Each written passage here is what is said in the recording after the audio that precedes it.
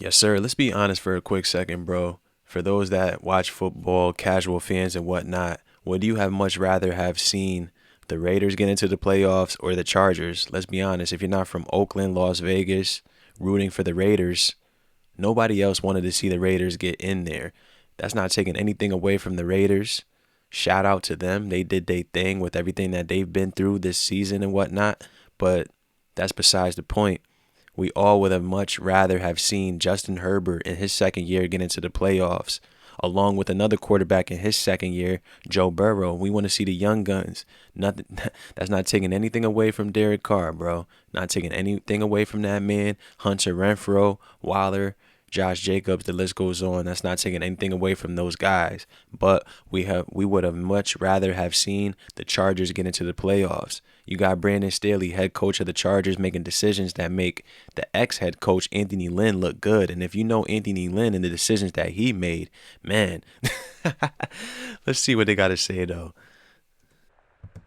First off, we're being robbed as NFL fans that we don't get to see Justin Herbert in the playoffs. Who robbed us? The guy with the, well, you know who it was? The dude with the small hat. Little hat. Little hat right there that has no clue. We talked about, this is what he's done all year. Yeah, exactly. This guy coaches like he's a Division III coach that nobody cares about. All right? It's hard not to make the playoffs with. Man, and if anybody don't know, if you're not familiar with this show is on earlier in the morning. So Rex Ryan was fired up, man. They put some shots of espresso in his coffee.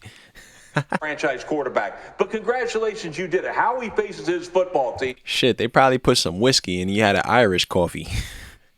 After this one is incredible to me. Look, the Raiders were content. They were going to take the tie. Mm-hmm. They absolutely were going to take tie. But homeboy sitting back, timeout. What? No, what?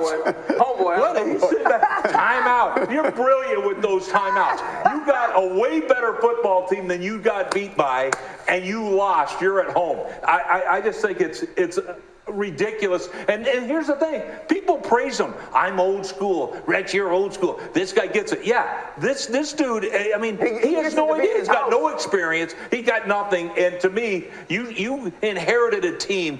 All right, you were born on third base, think you hit a triple? That's this cat right here. RC, all the time, the going for it on fourth down at his own 18-yard line and everything else. Hey, listen, you know what? I want a... They're going for it on fourth down on your own 18 just makes no sense at all. Risk-averse, right, coach that's okay with kicking the football, whether it's a punt or a field. I don't know what's worse, Brandon Staley's decision-making or Ryan Clark's bow tie or whatever the hell that is on his collar. What the hell is that? Oh, my goodness, man. Bad decisions left and right. This dude's not okay with that. And Dan defended him early on in the year, talking about his aggression, and this is who he is, and we're going to try to win the game. Well, he went out and he lost the football game yesterday. And he's right, and Rex is right in this sense. There are a lot of teams sitting at home right now excited that the Los Angeles Chargers aren't in the playoffs and the Pittsburgh Steelers are. Mm-hmm. This was Rich Bisaccia finding a way to win a football game by making the smart plays and continuing to give his teams opportunity. And could just imagine if the Chargers and the Raiders would have just taken a tie, right? They both would be in the playoffs, to my knowledge. But then since one of them lost, that allowed Pittsburgh to sneak in. Pittsburgh needed so much shit to go their way. They needed the Jaguars to upset the Colts, and they needed this game to not end in a tie. They were content with taking a tie, but the head coach wants to call a timeout. They're like, whoa, word, you called a timeout? Good looking. Oh, my goodness.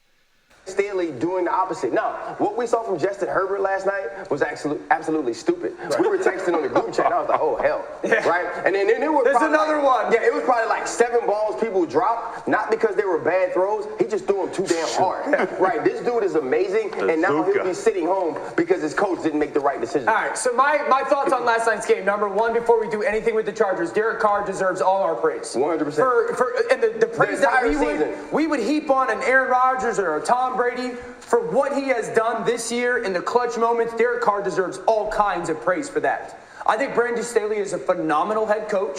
I think he's brilliant. I think his dice rolling costed their football team the chance to go to the playoffs. I don't all that disagree with the aggression of those fourth down calls situationally.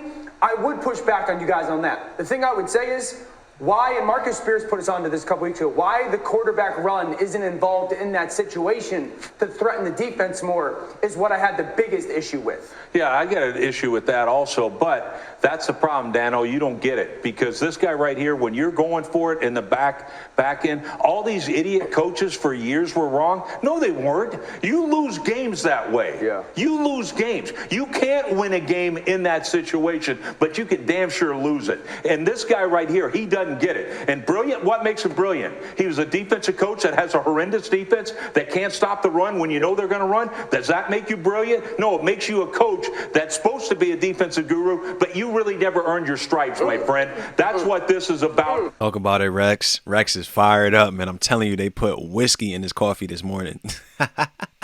got the collar unbuttoned.